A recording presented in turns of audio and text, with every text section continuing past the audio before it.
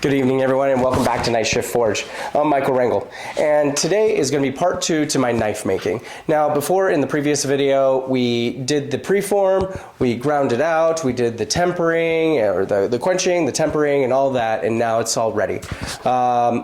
Next, we're going to get to the grinding and get some stuff kind of finalized, and then move to the actual etching and the assembly of the handle, and that's what you're going to see in this video. And I gotta say, this video is where everything goes wrong. Oh my gosh. And it just does not work out. I can't wait for you to see it because it's so funny, but it takes some time, and yeah, so let's get to it. All right, so I put on just some Windex. I usually see that this makes it go a little bit faster.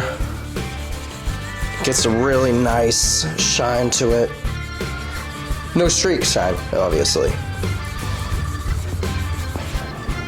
Okay, so we've gotten it up to 600, and then I put it on the buffing wheel, and it came out pretty nice and shiny. There's still some superficial scratches, but that'll come out during the etching process. Oh, you can see the camera. Through the etching process, and then afterwards we're going to sand it with a higher grit. But for now, we have to degrease it and get it nice. The first thing I'm gonna do, first I'm gonna get, never mind, I have it right here. Paper towel. Paper towel. I'm going to rinse it with some distilled water. And there we go. So just rinse it with some distilled water. I'm gonna just get kind of just the base dirt off. We'll get a lot off of this. Make sure I get the spine as well, and this is basically gonna stop the etching from looking splotchy.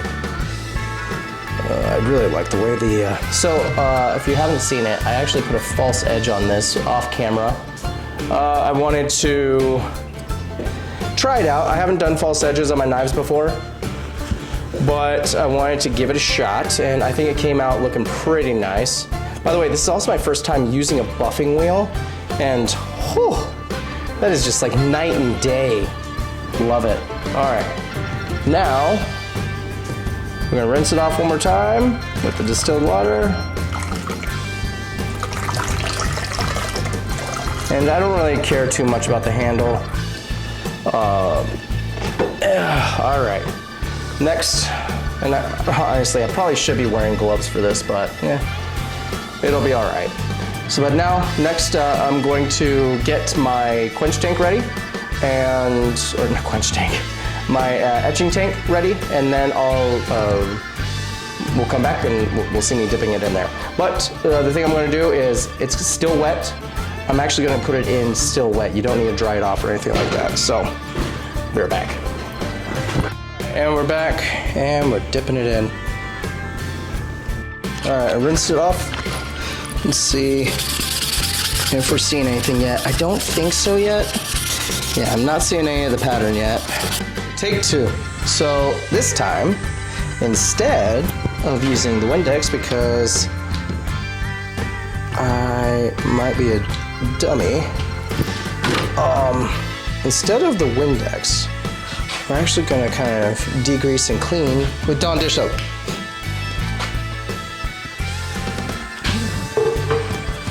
And that's probably where I should have done from the very beginning, but it's been a while since I've actually done a Damascus knife, really.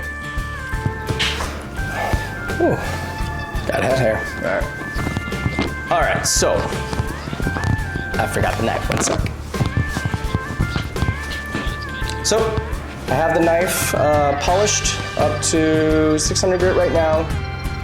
Decently shiny, still has some of my fingerprint marks, but that's okay. I did etch it before for a test etch. I accidentally left it in the ferric chloride a little too long, so the etching kind of got a little too deep and was looking blotchy, so I wanted to start over. So got it back up to 600 grit, which it's looking nice and shiny now. Before I get to the final etch and the final polish, the final etch, I wanted to start on the handle. So right here we have some curly maple. When it's polished up and it has this beautiful waviness that goes through it. If you've never worked with acrylic maple, it looks beautiful. I love it. Found it on some palette, an old palette. So yeah, so it's very dry. Will soak up the oil really well. But anyways, first thing I want to do is draw a template on my knife for the handle, and then transfer that onto the 2 scales. There's still going to be a lot of tweaking.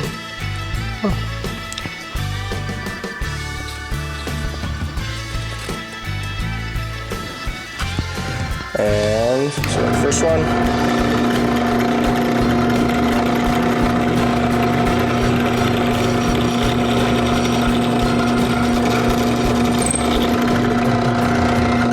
I have the pins all the way through. Now we're going to take this to the grinder and get the profile cleaned up and get it as nice as possible. Still sticking to the outside of that because I want the blade a part of it when I do the final fitting.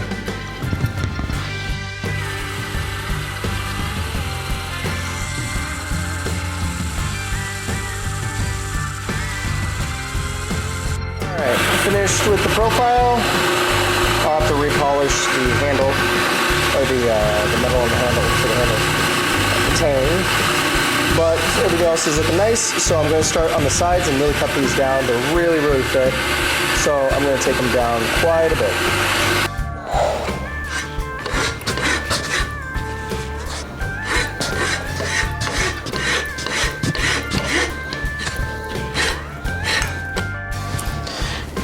All right, so now that we got the handle scales pretty much mostly done, let's see if we can get a good look at that. I'm liking the way they're turning out. It's pretty bright in my garage right now. But anyways, I think they're coming out really good. I'm gonna keep hitting them with some more tung oil because it is just soaking it up because it's such dry wood.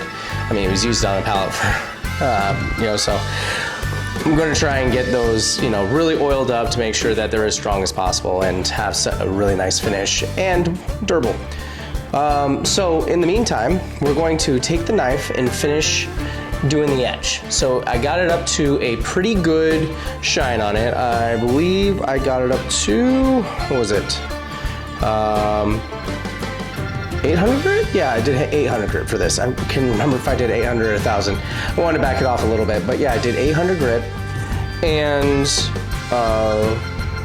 now that this has been re-prepared after our test etch, I'm going to get in some acid, do the final etch, get it as nice as possible, starting with the 8-minute etch, clean it, do a light sanding just to see what the pattern looks like, how deep it is. Then we're going to rinse it off, clean it, and then get it back in if necessary, and then repeat that. So let's get to that. All right, so here I am back. I've done a bit of etching and doing that process over and over again. It took me a few days because I couldn't get the pattern to really develop all that well. Some places were etching faster than others. I tried degreasing it with some Dawn soap. For some reason, it just wasn't, the pattern wasn't coming out. At this point, I've kind of given up on it. There might be some inclusions in steel. There might be other things, other factors that I'm not. So I've tried again, and it hasn't worked, unfortunately. We go at it. Oh, but yeah, very hard. Oh, come on, refocus. Very hard to see any patterning, but you see where some of these deep gouges are, and that's what developed, and I just had to keep doing it over and over again, and it just wasn't working. So at this point, I think I'm just going to leave it as is, so I don't cause any more issues with it or make it look any worse. But that's just how it goes the first time, and this is the first time it's happened to me. This is the first time I try to record myself making a Damascus style knife. It doesn't work. It doesn't want to develop and work with me. So, I'll probably just go back and, I'm still going to finish this knife. I think it's a very nice style knife. I think there is going to be someone who wants it out there. So I'm going to finish it, get it nice and polished, and the next thing we're going to show is putting the handle on. So after I make sure that I have enough epoxy to put this on, that's what we're going to do. All right, so I have here some 5-minute epoxy. It's not my favorite thing to use, but it's the only thing I had on right now, on hand.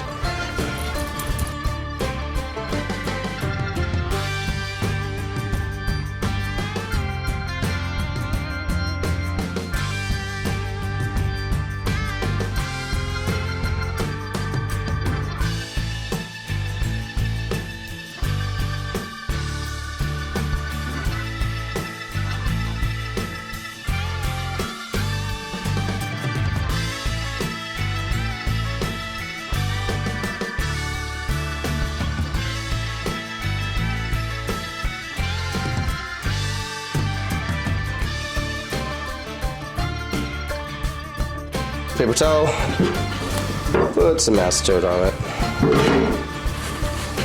And then,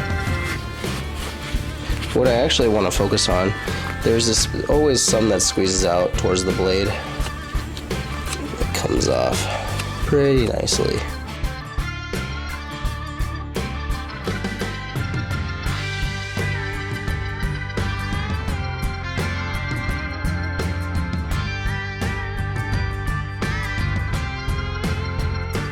And just gotta tighten it up.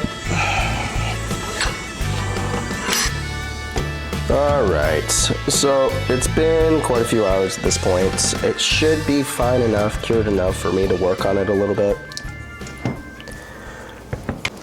Alright, so it's finally done. I don't know if you could tell by the way my hair is different and beard is a little bit different. This has been a project that I've been doing over the last couple months, but here it is. Let's see if it'll focus. There it goes. So this is how it turned out. Looks pretty nice. Still not happy with the way the Damascus turned out, but you know, sometimes that is what what's going to happen, and you're just going to have to be happy with it or scrap it. I think I'm going to be happy with this. It feels really good in the hand. I love the way the curly maple. If you can see just how the curly maple turned out on that, it's beautiful.